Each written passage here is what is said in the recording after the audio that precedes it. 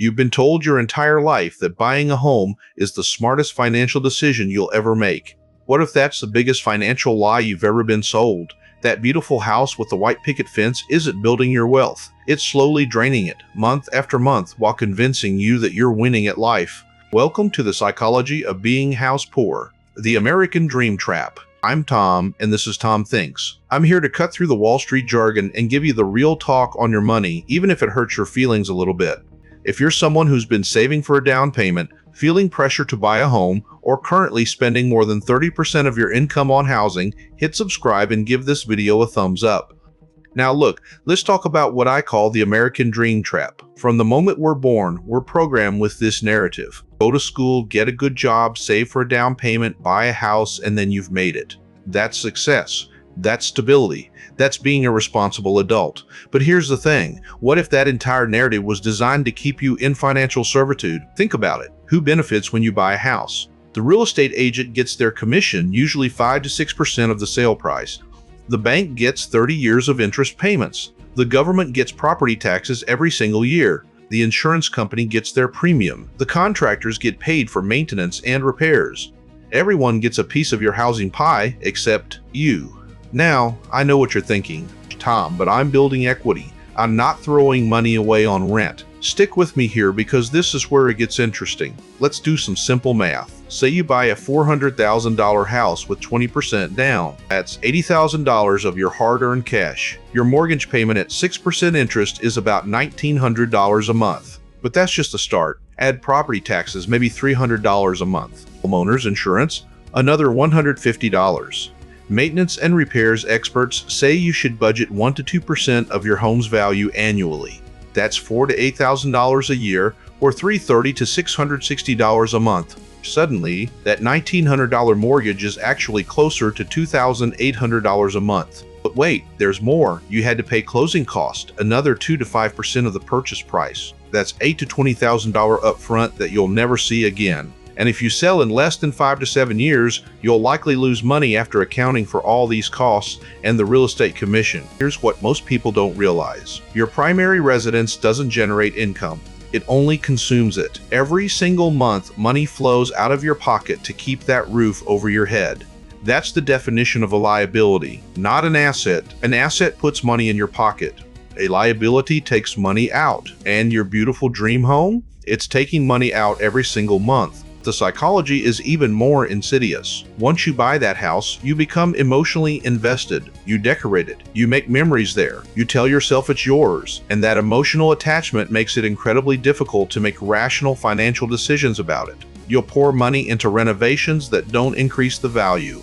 You'll stay in a house you can't afford because you love the neighborhood. You'll turn down job opportunities in other cities because you don't want to sell. Your house owns you more than you own it. And that's the trap. The math that doesn't add up. Now, let's get into the actual numbers, because this is where the rubber meets the road. I want you to understand exactly why your primary residence is a financial liability, not an asset. And I'm going to use a concept from Robert Kiyosaki's Rich Dad, Poor Dad that confused a lot of people, but once you understand it, it changes everything. Kiyosaki says, your house is not an asset. People get angry when they hear that. They say, but it's worth money. I can sell it, true. But here's the distinction that matters. An asset puts money in your pocket. A liability takes money out. Your primary residence only takes money out. Mortgage, taxes, insurance, maintenance, utilities, all money flowing out. Let me give you a real example. Meet Sarah. Sarah bought a $500,000 house 5 years ago. She put $100,000 down. Her mortgage is $2,200 a month.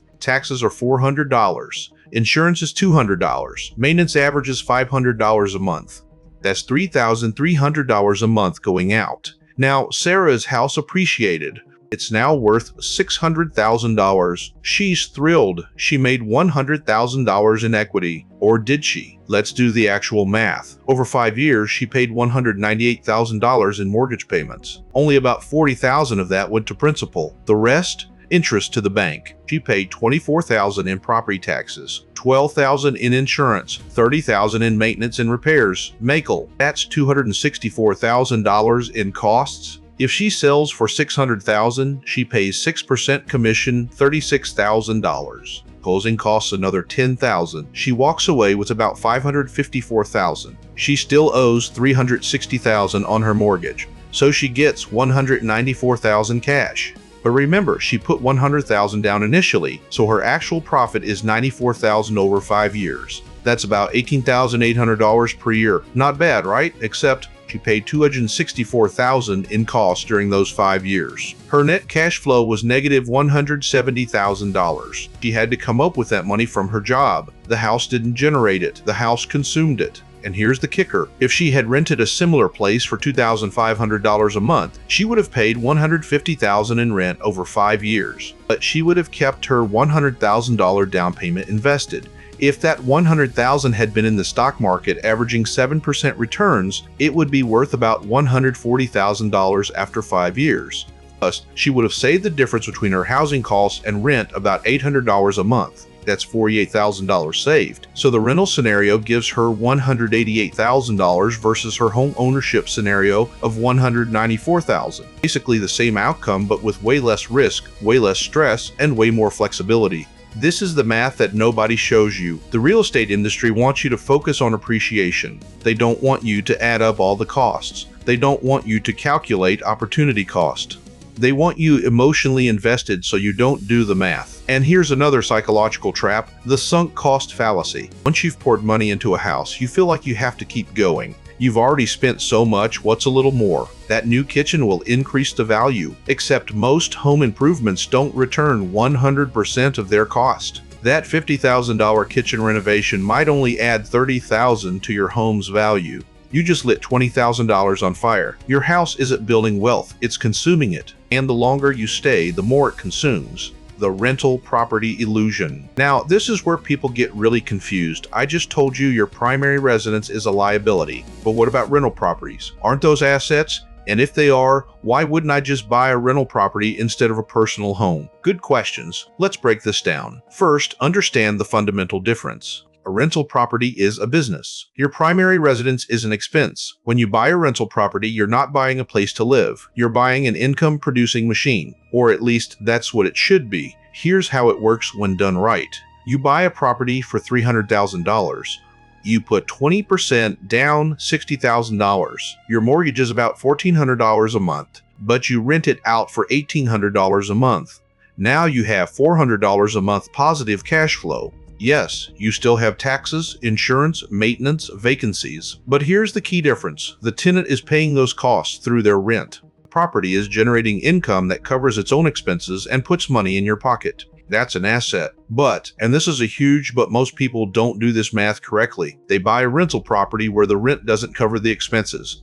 They're negative $200 a month. They tell themselves it's okay, the appreciation will make up for it. No, that's not an asset. That's a liability disguised as an investment. Now, let's address the question from our research. Someone asked, if I own a rental property, I still have to pay for maintenance, taxes, etc. And I'm living in a rental myself. How is this better? Here's the answer. It's only better if the numbers work. If your rental property generates enough income to cover all its expenses and your personal rent, then you created a system where someone else is paying for your housing. That's financial leverage. But most people make two critical mistakes. First, they buy rental properties in markets where the rent doesn't cover expenses.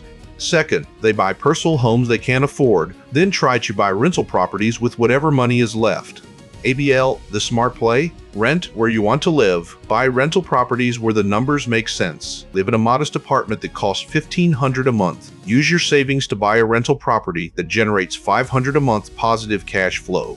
Now your net housing cost is $1,000 a month instead of $2,800. But here's the psychological barrier. Status. Renting feels like you're not successful. Owning a home feels like you've made it. Even if owning is financially stupid, the social pressure is enormous. Your family asks when you're going to buy a house. Your friends talk about their home equity. You feel like you're falling behind. This is where you have to make a choice. Do you want to look successful or do you want to be successful? Because often, they're not the same thing. The person driving the fancy car might be leasing it and drowning in debt. The person in the modest apartment might have $500,000 in investments. And let's talk about risk. With a rental property, you have diversification. If the market crashes in one city, your other properties might be fine. If you lose your job, your rental income keeps coming in. With a personal home, all your eggs are in one basket. If the local factory closes and your home value plummets, you're stuck. The rental property isn't automatically an asset. It's only an asset if the math works, and that requires discipline, research, and resisting emotional decisions. Most people don't have that discipline. They buy with their heart, not their calculator. And that's why most rental property investors actually lose money. Your primary residence will always be a liability. A rental property can be an asset, but only if you treat it like a business, not like a home.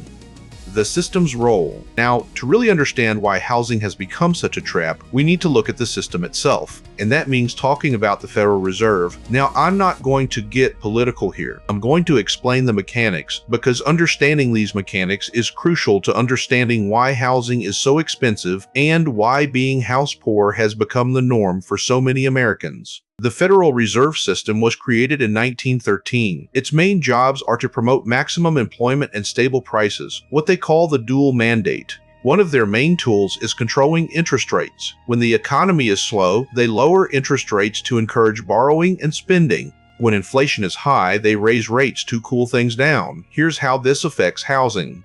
When interest rates are low, mortgages are cheap. A 1% difference in mortgage rates can change your monthly payment by hundreds of dollars. So, when the Fed lowers rates, more people can afford more expensive houses. Demand goes up, prices go up.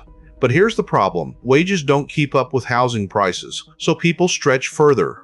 They take on bigger mortgages, they spend more of their income on housing, they become house poor.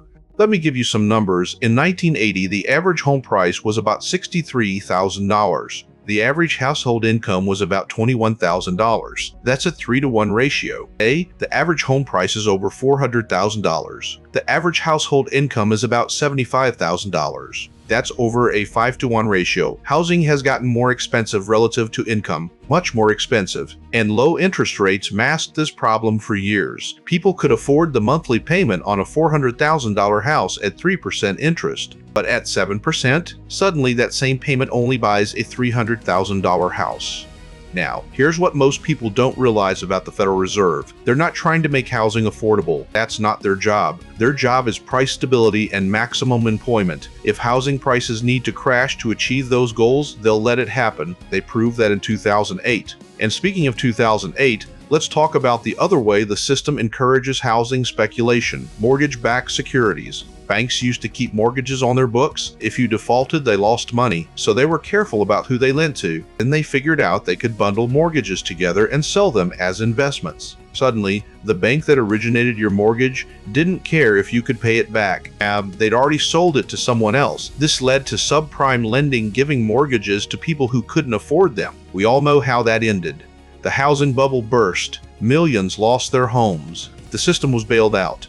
And what happened after? Interest rates went to zero, housing prices recovered, and then kept going up. The people who got hurt were the homeowners. The banks got bailed out. This is the system you're playing in. A system where housing is treated as both a necessity and a speculative investment. A system where monetary policy decisions made by unelected officials in Washington determine whether you can afford a home. A system that's designed to keep money flowing through the housing market, regardless of whether that's good for individual homeowners. And here's the psychological impact. When you're house poor, you're less likely to take risks. You're less likely to start a business. You're less likely to change careers. You become a stable, predictable worker bee, paying your mortgage every month, contributing to economic stability. From the system's perspective, house poor people are ideal citizens. They're predictable. They're stable. They won't rock the boat. They'll keep showing up to jobs they hate because they have a mortgage to pay. Your house isn't just consuming your money, it's consuming your freedom, your choices, your ability to take risks. And the system is designed to keep it that way. The 2008 lesson we forgot. Let's talk about 2008. The financial crisis, the housing crash, the Great Recession. Most people think this was a once-in-a-lifetime event, a black swan, something that couldn't happen again. They're wrong, and understanding why they're wrong is crucial to understanding why your house is a liability. The 2008 crisis started in the subprime mortgage market. Banks were giving mortgages to people with bad credit, no income verification, interest-only payments, all the risky stuff. These mortgages were bundled into securities and sold to investors around the world when housing prices stopped going up, when people couldn't refinance, when adjustable rates reset higher. The defaults started. The securities became toxic. Banks stopped trusting each other. Lehman Brothers collapsed. The whole system froze. $700 billion bailout. Millions of foreclosures. Billions in lost wealth. And what was the lesson? According to most people, don't buy more house than you can afford. Only have a stable job, get a fixed-rate mortgage. But that's not the real lesson. The real lesson is much simpler. Your house is not a guaranteed investment. It can lose value dramatically, and when it does, you're still on the hook for the mortgage. During the crisis, about 10 million Americans lost their homes to foreclosure. Many more were underwater, owing more on their mortgage than their house was worth. These weren't just speculators. These were teachers, nurses, factory workers who bought homes they could afford at the time. Then the economy crashed. They lost their jobs. Their homes lost value. They were trapped. They couldn't sell because they'd owe the bank money. They couldn't refinance because they had no equity. They couldn't make payments because they had no income. This is the risk of treating your primary residence as an investment. When the market turns, you can't just walk away. You have to live somewhere. You're emotionally attached. You have kids in school. You have neighbors you like. Now, here's what's frightening. We've forgotten this lesson. Housing prices have surpassed 2007 peaks in most markets. People are again buying with minimal down payments. And CS Allfords, they're stretching to afford payments. They're counting on appreciation. And the system has changed in some ways, but not enough. Dodd-Frank regulations made mortgages harder to get, but creative financing always finds a way. The Federal Reserve has new tools, but they're still manipulating interest rates. The incentives are still misaligned. Here's a psychological phenomenon at play: recency bias. We think what's happened recently will continue. Housing prices have gone up for 10 years, so they'll keep going up. The 2008 crisis feels like ancient history, but cycles exist. Booms are followed by busts. The longer the boom, the bigger the bust, and we're in one of the longest housing booms in history. Let me give you another number. During the 2008 crisis, national home prices fell about 33% from peak to trough. In some markets, it was 50% or more. If you bought at the peak with 10% down, you were underwater immediately. If you lost your job, you were finished. This is why your primary residence is a liability, because when things go wrong, and they will go wrong eventually, you bear 100% of the risk. The bank is protected by your down payment and the government's implicit guarantee. The government is protected by your continued tax payments. You're the one holding the bag. And here's the worst part. Being house poor makes you more vulnerable to these crashes. If you're spending 40% of your income on housing, you have no cushion. One missed paycheck, one medical emergency, one car repair, and you're in trouble. During the next downturn, and there will be a next downturn, the house poor will be the first to fall. The people with 30-year fixed mortgages they can barely afford. The people who bought at the peak with minimal down payments. The people who treated their home as their retirement plan. Your house isn't just a liability in good times. It's a catastrophic liability in bad times. And bad times always come eventually. The question isn't if. The question is when, and whether you'll be prepared. Escaping the house poor cycle. So what do you do? If your primary residence is a liability, if the system is stacked against you, if cycles are inevitable, how do you escape the house poor trap? Let's talk practical steps. First, you need to change your mindset. Your home is not an investment. It's a consumption item, like a car, like a vacation. You're consuming housing services. Some people choose to consume more expensive housing. Some choose less expensive. Neither is morally right or wrong, but one is financially smarter. Here's a simple rule. Your total housing costs should not exceed 25% of your take-home pay, not 30%. Not 35%, 25%. If that means renting a smaller place, renting in a less desirable neighborhood, or having roommates, do it. By 25%. Because life happens. Cars break down. Medical emergencies happen. Job losses happen. If you're spending 40% on housing, you have no margin for error. You're one crisis away from disaster. Second, if you already own a home and you're house poor, you have options. You can sell, yes, even if you'll lose money. A loss now is better than financial ruin later. You can rent it out if the numbers work. You can get roommates. You can downsize. The psychological barrier here is huge. Selling feels like failure, but staying in a financial trap is actual failure. The temporary embarrassment is better than permanent financial stress. Third, if you want to invest in real estate, do it right. Buy rental properties where the numbers work, where the rent covers all expenses and leaves positive cash flow, where you have reserves for vacancies and repairs, where you're not counting on appreciation. Treat it like a business, not like a hobby, not like a get-rich-quick scheme. A business with spreadsheets, with analysis, with contingency plans. Fourth, diversify. Your net worth shouldn't be tied up in one asset, your home. You need stocks, bonds, maybe some rental properties, maybe some small business income. When one asset class crashes, others might hold up. Fifth, build liquidity. You need an emergency fund of 3 to 6 months of expenses, not in home equity, in cash or cash equivalents. Home equity isn't liquid. You can't tap it when you lose your job. Banks don't give loans to unemployed people. Now, let's address the emotional component. No pull. The social pressure, the family expectations. You need to develop what I call financial courage. The courage to say, I'm renting because it makes financial sense. The courage to say, I sold my house because I was house poor. The courage to make decisions based on math, not emotions. This is hard. Your parents might not understand. Your friends might judge you, but here's the truth. In 10 years, nobody will care where you lived. They'll care whether you're financially free, whether you can retire comfortably, whether you can help your kids with college, whether you can weather a crisis. Your house isn't just consuming your money. It's consuming your mental energy, your stress levels, your family harmony. I've seen marriages destroyed by mortgage stress. I've seen parents working 3 jobs to keep a house they can't afford. I've seen retirement dreams delayed indefinitely. Freedom isn't owning a big house. Freedom is having choices. The choice to work less. The choice to travel, the choice to help family, the choice to pursue passions. When you're house poor, you have no choices. You have obligations. So here's your action step today. Calculate your housing cost ratio. Your total monthly housing costs, mortgage or rent, taxes, insurance, utilities, maintenance, and divide by your take-home pay. If it's over 25%, you have a problem. If it's over 30%, you have an emergency. Then make a plan. Maybe it's moving, maybe it's getting roommates, maybe it's selling, maybe it's just acknowledging the problem and starting to save more. But do something. Because the house poor trap gets harder to escape the longer you're in it. The equity builds slowly. The emotional attachment grows. The lifestyle expectations solidify. Your home should be a place of peace, not a source of stress, not a financial prison, not a liability that controls your life. You have the power to change this. It starts with recognizing the truth.